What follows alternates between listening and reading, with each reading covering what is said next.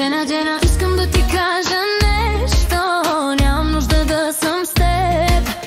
Имахме добри моменти, но това е всичко. Искам да ти кажа нещо. Нямам нужда да съм с теб.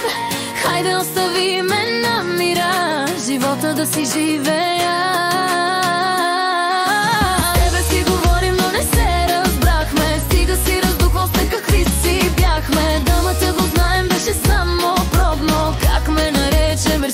Подобно с тебе си говорим, но не се разбрахме. Стига си раздухвал след какви си бяхме. Дамата го знаем, беше само пробно. Как ме нарече мерси? Подобно. Спри да ми досаждаш и да се обаждаш и да ми се бъркаш. Спри. С кой ще се прибирам? Ти ли ще ми казваш? Ало, кой си ти? Спри да ми досаждаш и да се обаждаш и да ми се бъркаш. Се прибирам, ти ли ще ми казваш? Ало, кой си ти? Разни хора, разни диагнози, това да ти го кажа, сам си го изпроси.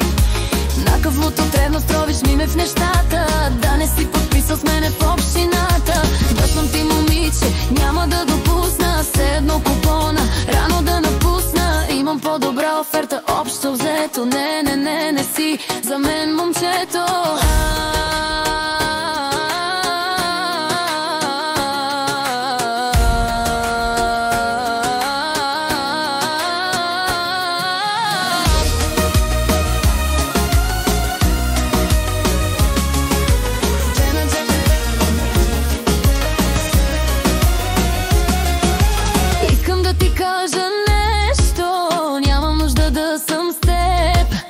Имахме добри моменти, но това е всичко.